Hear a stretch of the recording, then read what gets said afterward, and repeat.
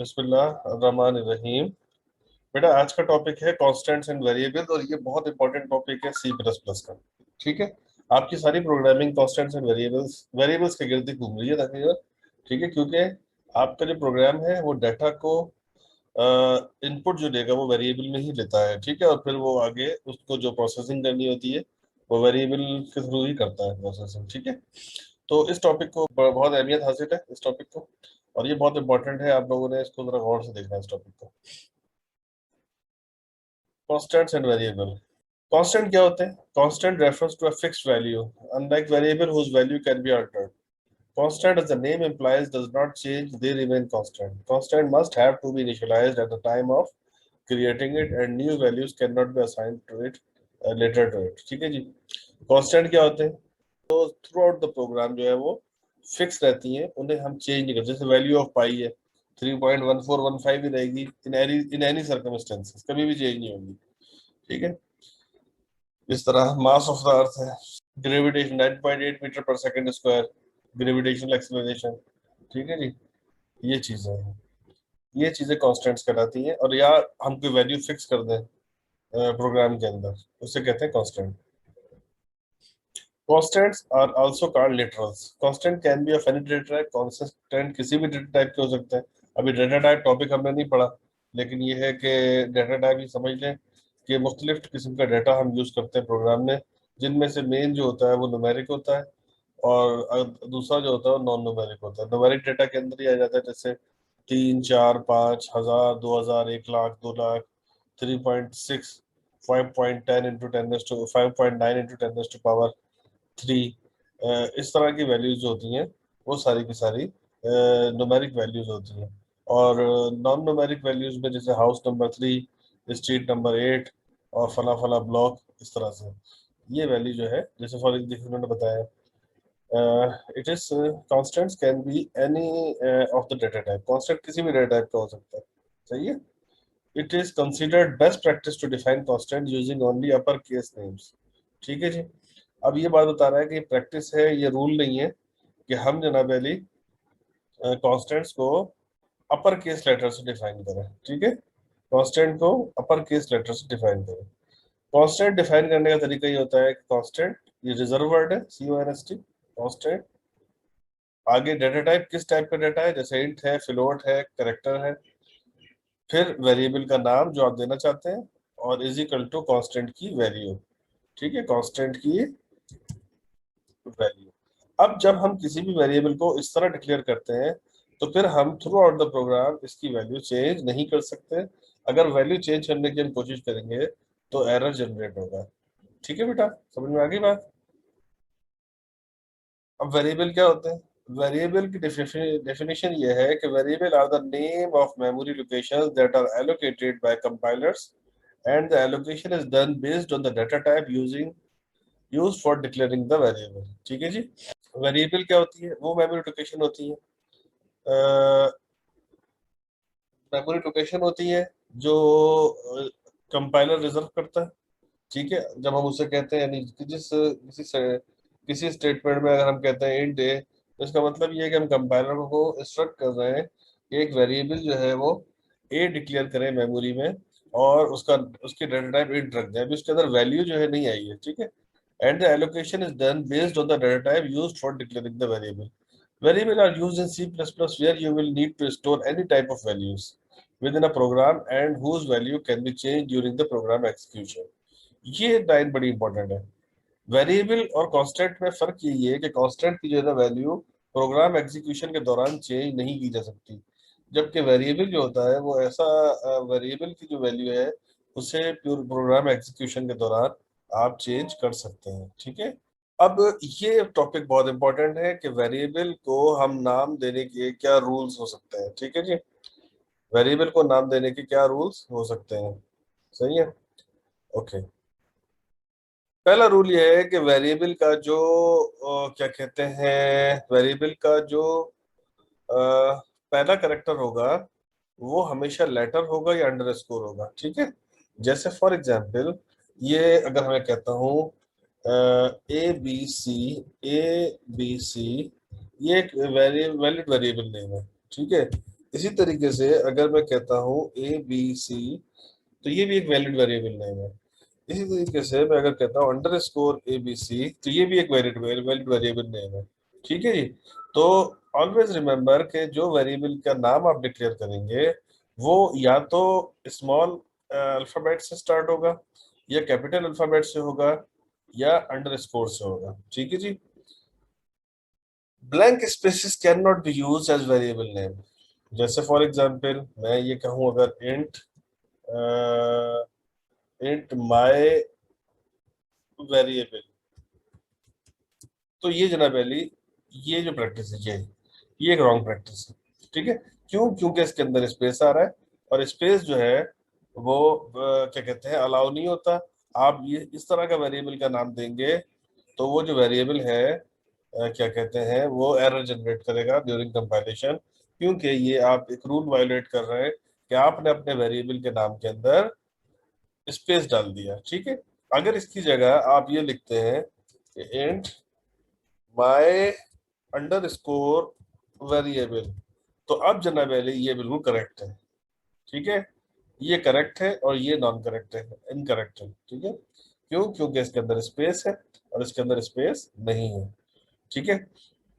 आपका जो variable name होगा उसमें स्पेशल करेक्टर्स कहीं यूज नहीं करेंगे आप। ठीक है। जैसे फॉर एग्जांपल हम ये नहीं कह सकते इंट डॉलर, इंट एंड का मतलब मीनिंग होती है इंट डॉलर GHR, ये हम नहीं कह सकते क्योंकि ये जो है यहाँ पर स्टार्ट हो सकता है, ये डॉलर डॉलर साइन से स्टार्ट हो रहा है, और ये पहले रूल को वायोलेट कर रहा है जो कि बताता है हमें कि स्मॉल केस और कैपिटल केस और अंडर स्कोर जो है आपके वेरिएबल का नाम इससे स्टार्ट होगा, किससे?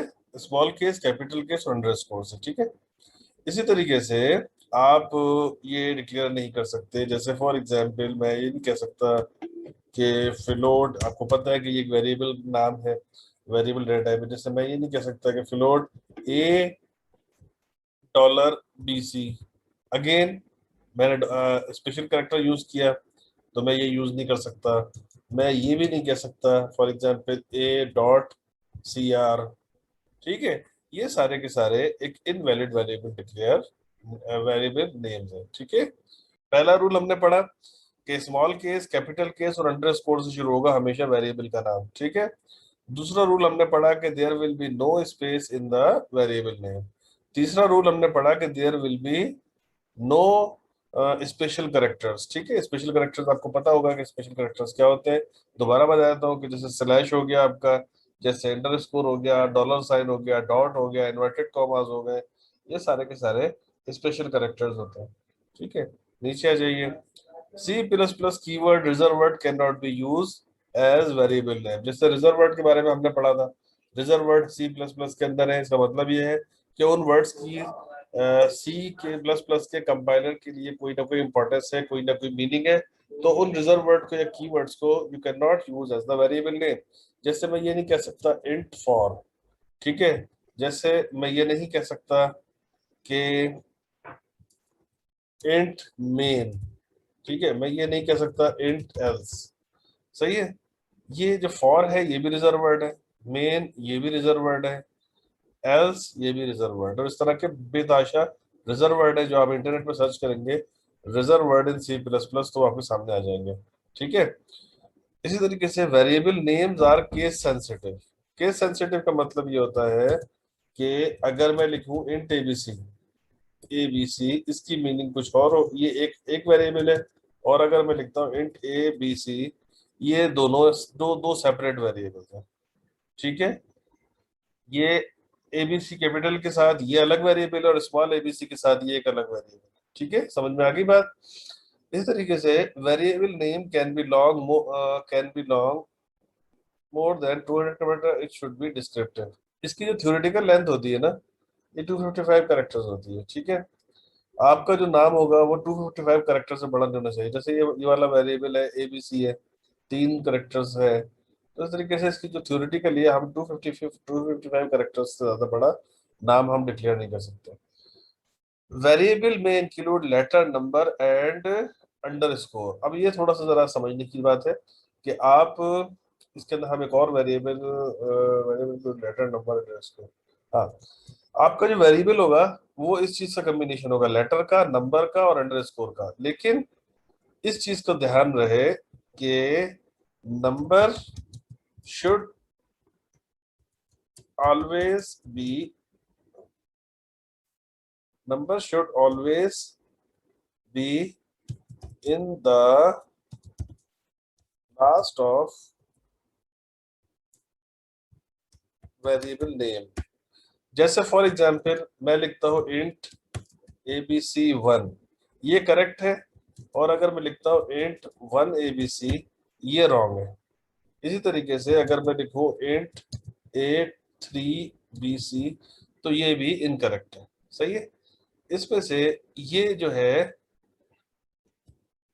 इंट abc1, यानी नंबर हमेशा एंड में आएगा, नंबर बीच में या शुरू में नहीं आ सकता। सही है। A variable can on declared only for one data type। जैसे अगर मैं कहता हूं int a, तो अब मैं throughout the program float a नहीं कह सकता। सही है। a डिक्लेयर हो गया, उसकी डेटा टाइप डिफाइन हो गई, तो अब दूसरा जो है ना कोई a प्रोग्राम में किसी और डेटा टाइप का नहीं होगा। तो ये क्वेश्चन है, ठीक है जी, ये आपके एग्जाम में क्वेश्चन आ सकते हैं, तो ये क्वेश्चन आप देख लें अच्छे तरीके से इसको। ये क्वेश्चन जो मैं आपको भेज रहा हूँ, इन क्वेश्चन को आप कर लीजिएगा, ये एग्जाम में आ सकते हैं। Lesson number 4, data type in C plus plus. Again another important topic of C plus plus. ठीक है जी। अगर आपको प्रोग्रामिंग पढ़नी है तो आपको वेरिएबल को डिक्लेयर करना और वेरिएबल को यूज करना अच्छे तरीके से आना चाहिए, अदरवाइज आपका जो है प्रोग्रामिंग में आपको इश्यू हो सकते हैं। अगर आपको डेटा टाइप समझ में नहीं आएगी तो आपको बहुत प्रॉब्लम हो सकती है प्रोग्रामिंग के अंदर। ये बेसिक बेसिक लेसन है कि डेटा टाइप्स क्या होती है। ठीक है जी। देखो बेटा, आपका जो है इस लेसन के अंदर आपको बताएंगे कि डेटा टाइप की डेफिनेशन क्या है, सी प्लस प्लस में कौन कौन सी डेटा टाइप्स होती हैं, डेटा टाइप की जरूरत क्यों पेश आती है, और हर डेटा टाइप कितनी बाइट मेमोरी में रिजर्व करती है। ठीक है जी। डेटा टाइप का मतलब ये होता है आप कौन सा डेटा यूज कर रहे हैं किसी पर्टिकुलर वेरिएबल के अंदर। ठीक है। Data type defines the type of data to be used in a variable for further processing. ठीक है जी। अच्छा जी। अब डेटा टाइप की डिफाइन कर दिया हमने। ठीक है। इसके बाद जो नेक्स्ट है वो ये है कि डिफरेंट डेटा टाइप कौन कौन सी, जैसे मैं आपको बताता हूँ, अगर आपको कंफ्यूजन हो रही है तो मैं आपको बताता हूँ कि आपके पास मुख्तलिफ टाइप का डाटा होता है। जैसे for example I can say that 23, 300, 200,000। ठीक है। Like 3.2, 4.3, like 2 × 10⁻²। ठीक है जी। ये आपके पास फॉर एग्जाम्पल हम ये कह सकते हैं 0.0002 × 10⁻³ -300 -200,000। ठीक है जी। ये मुख्तलिफ किस्म का डाटा है। आप ये भी कह सकते हैं मेरा नाम जैसे। ठीक है, ये भी एक डाटा टाइप है, डाटा है। मैं ये भी कह सकता हूँ ए, ये भी एक क्या कहते हैं वैल्यू है, डाटा है। मैं ये भी कह सकता हूँ हाउस नंबर 3। ठीक है। और स्ट्रीट नंबर 6। ठीक है जी। ये भी डाटा है। अब देखिए, हम इस नंबर को भी यूज कर सकते हैं अपने प्रोग्राम में, हम इस नंबर को भी यूज कर सकते हैं अपने प्रोग्राम में, ये हम इसको भी यूज कर सकते हैं। ये भी डाटा है, ये भी डाटा है, ये भी डाटा है, ये भी डाटा है, ये भी डाटा है। यानी कि हम डाटा की डेफिनेशन अगर हम देखें तो वो ये कह सकते हैं कि facts about anything is called data. सही है। तो जितने टाइप के फैक्ट्स होंगे उतने टाइप का डाटा एग्जिस्ट करता होगा हमारे पास। ठीक है। अब ये बात हम सिर्फ कर रहे हैं टेक्सचुअल डाटा की, ऑलवेज रिमेंबर। ठीक है। टेक्सचुअल डाटा जो हम कीबोर्ड से टाइप करते हैं उस डाटा की हम बात कर रहे हैं। हम उस डाटा की बात नहीं कर रहे हैं जो क्या कहते हैं हम स्कैनर्स के थ्रू जो है ना जनरेट करते हैं। सही है। Is it clear. तो आपके पास मुख्तलिफ टाइप का डाटा जो है वो एग्जिस्ट करता है, और वो डिफरेंट टाइप मैंने आपके सामने रख दी है, ठीक है। अब अगर हमें इनमें से किसी एक क्या कहते हैं डाटा टाइप को यूज करना होगा, तो हम उसी टाइप का वेरिएबल डिक्लेयर करेंगे। जैसे फॉर एग्जांपल, अगर मुझे इस टाइप का डाटा सेव करना है तो मैं इंट यूज करूंगा। अगर मुझे इस टाइप का डाटा यूज करना है तो मैं लॉन्ग इंट यूज करूंगा। अगर इस टाइप का यूज करना है तो फ्लोट यूज करूंगा। अगर इस टाइप का यूज करना है तो भी मैं फ्लोट यूज करूंगा। और अगर इस टाइप का यूज करना है तो मैं डबल फ्लोट यूज करूंगा। इस टाइप का यूज करना है तो ये स्ट्रिंग है, ग्रुप ऑफ करेक्टर्स। और इस टाइप का यूज करना होगा तो करेक्टर होगा डेटा। और इस टाइप का यूज करना होगा तो भी मैं string data type string use करूंगा, ठीक है। String is nothing but the array of characters, ठीक है। अब हर डेटा टाइप की, यानी कि इसके अंदर जो मुख्तलिफ डेटा टाइप हमने आपको बताई, इसमें इंट हो गया, ठीक है जी, लॉन्ग इंट हो गया, इसके बाद जी फ्लोट हो गया, इसके बाद जी डबल हो गया, डबल फ्लोट, ठीक है। इसके बाद जी लॉन्ग डबल फ्लोट, फिर जनाब है करेक्टर। और करेक्टर और स्ट्रिंग को, स्ट्रिंग जो है प्रॉपर डेटा टाइप नहीं है, ये ग्रुप ऑफ करेक्टर्स होते हैं, ठीक है जी। अब इन तमाम के तमाम डेटा टाइप्स की जो है वो अपनी अपनी मीनिंग्स है और अपनी अपनी स्टोरेज कैपेसिटीज है, ठीक है। अगर हम इंट कहते हैं तो वो मेमोरी में कितनी बाइट रिजर्व करता है। लॉन्ग इंट कहते हैं तो उसकी अपनी रिजर्वेशन है। फ्लोट कहते हैं तो वो 4 बाइट रिजर्व करता है। डबल कहते हैं तो वो 8 बाइट करता है। लॉन्ग डबल कहते हैं तो वो 10 बाइट करता है। और करेक्टर जो है ना वो पुराने कंपाइलर में 1 बाइट करता है और नए कंपाइलर में 2 बाइट करता है। ये इंट डेटा टाइप मेमोरी में 4 बाइट रिजर्व करता है और उसकी जो रेंज है वो ये है, यहाँ से लेके यहाँ तक। यानी अगर आप इंट डिक्लेयर करते हैं कोई डाटा टाइप, तो आप मिनिमम जनाब अली ये नंबर स्टोर कर सकते हैं, और मैक्सिमम जो है ये नंबर स्टोर कर सकते हैं। इस नंबर से बड़ा और इस नंबर से छोटा इंट टाइप के वेरिएबल के अंदर नहीं आ सकता। अगर आप इस नंबर से बड़ा नंबर और इस नंबर से छोटे नंबर को इंट में स्टोर करने की कोशिश करेंगे, तो वो वैल्यूज जो है वो गार्बेज हो जाएंगी, यानी वैल्यूज चेंज हो जाएंगी, ठीक है। इंट हम किसे कहेंगे? न्यूमेरिक वैल्यू को, होल नंबर्स को हम कहेंगे, ठीक है जी। अगर हम कोई वेरिएबल इंट डिक्लेयर करते हैं तो वो मेमोरी के अंदर 4 बाइट कंज्यूम करेगा, ठीक है। अगर कोई हम शॉर्ट इंट डिक्लेयर करते हैं तो वो मेमोरी में 2 बाइट कंज्यूम करेगा, ठीक है जी। और उसकी रेंज ये है, यानी कि अगर शॉर्ट इंट डिक्लेयर होगा, 2 बाइट वाला नंबर होगा, तो वो जनाब अली मेमोरी में कम से कम ये नंबर स्टोर कर सकेगा और ज्यादा से ज्यादा ये नंबर। अगर इससे बड़ा नंबर आप डिक्लेयर करेंगे, बड़ा नंबर इस्तेमाल करना है, तो आप इंट डिक्लेयर करेंगे। इंट जो है वो डाटा टाइप नॉर्मली उन क्वांटिटीज के लिए यूज होती है जो क्या कहते हैं काउंटिंग होती है, ठीक है। जैसे for example marks in the paper, ठीक है। फॉर एग्जांपल आपका अल्लाह भला करे number of student present in the class, ठीक है जी। जो कंप्लीट नंबर हो, काउंटिंग हो, 1 के बाद 2 आना हो, 2 के बाद 3 आना हो, डेसिमल में वैल्यूज दिया, तो ये 3 डेटा टाइप उसके लिए यूज होती है। ये जो है इनकी मेमोरी जो कंज्यूम करती है डेटा टाइप, ये वो है।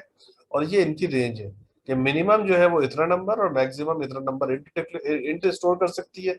शॉर्ट एंड जो है वो मिनिमम इतना और मैक्सिमम इतना। लॉन्ग एंड जो है मिनिमम इतना और मैक्सिमम इतना, ठीक है। इसी तरीके से मैंने आपको क्या बताया कि काउंटिंग की जो वैल्यूज होती हैं वो आप जो है वो इन डेटा टाइप्स में स्टोर कर सकते हैं, और ये रेंज बता रही है आपको, ठीक है।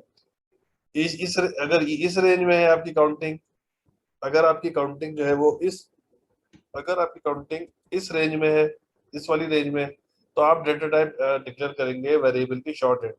अगर इस रेंज में है आपकी काउंटिंग, नंबर आपका इस रेंज में है, तो इंट डिक्लेयर करेंगे। अगर आप एक्सपेक्ट कर रहे हैं कि नंबर इतना बड़ा हो सकता है, तो फिर आप लॉन्ग इंट डिक्लेयर करेंगे, सही है। इसी तरीके से जो आपकी वैल्यूज है, मेजरमेंट है, जैसे किसी का वेट है, जैसे किसी की हाइट है, ठीक है। आप किसी चीज को मेजर कर रहे हैं, तो वो वैल्यू कंप्लीट नंबर में नहीं होती, वो वैल्यू डेसिमल में भी आ सकती है, ठीक है। तो वो जनाब पहली वैल्यू अगर आप फ्लोट डिक्लेयर करते हैं तो 4 बाइट कंज्यूम करेगी मेमोरी में। डबल डिक्लेयर करते हैं तो 8 बाइट स्टोर करेगी। लॉन्ग डबल डिक्लेयर करते हैं तो 10 बाइट कंज्यूम करेगी। ये इसकी रेंज है। अगर आप फ्लोट 4 बाइट कंज्यूम कर रहे हैं तो ये 3.5 3.4 इंटू 10⁻38 से लेके 3.4 इंटू 10⁻+38 तक का नंबर आप स्टोर कर सकते हैं। अगर आप डबल फ्लोट यूज कर रहे हैं तो वो मेमोरी में 8 बाइट कंज्यूम करेगा, और इसकी जो रेंज है वो कुछ इस तरह से है, -1.7 इंटू 10⁻308 से लेके ये +1.7 इंटू 10⁻308 तक ये स्टोर करेगा। इसी तरीके से लॉन्ग डबल फ्लोट जो है वो 10 बाइट कंज्यूम करेगा, और ये -1.7 इंटू 10⁻⁻4932 से लेके 1.7 इंटू 10⁻4943 ये कंज्यूम करेगा। तो ये लॉन्ग डबल जो है ये extremely large quantity of data को अकोमोडेट कर सकता है 10 बाइट के ऊपर। इसी तरीके से जो करेक्टर डेटा टाइप है वो मेमोरी में 1 बाइट कंज्यूम करेगी, और ये सिंगल करेक्टर को स्टोर करने का मैं क्या, वो सिंगल करेक्टर ए अल्फाबेट भी हो सकता है, वो कोई नंबर भी हो सकता है, नंबर से मुराद ये 1 2 3 4 इस तरह से सिंगल डिजिट, ठीक है। और आपका अल्लाह भला करे वो कोई स्पेशल करेक्टर भी हो सकता है। सही है, ये करेक्टर डेटा टाइप इसके लिए यूज होती है। ठीक है, आई होप आपको ये क्लियर हो गया होगा लेक्चर। और इंशाल्लाह ताला कोई क्यूरी हो तो मुझे भेज दीजिएगा, I shall explain this query in the next class. इससे रिलेटेड जो क्वेश्चन है जो एग्जाम में आ सकते हैं वो ये है। ठीक है जी, ये मैं शेयर करा रहा हूँ आपको आपकी चैटिंग के ऊपर। ठीक है, आपकी जो क्यूरी हो मुझे भेज दीजिएगा, व्हाट्सएप कर दिएगा, नंबर तो आप सबके पास ही है। तो इसका जवाब मैं आपको कल नेक्स्ट लेक्चर में दे दूंगा। ठीक है, टाइम भी अब खत्म तकरीबन हो गया हमारा, तो इंशाल्लाह ताला कल फिर मिलते हैं बेटा। ठीक है, ओके, अल्लाह हाफिज।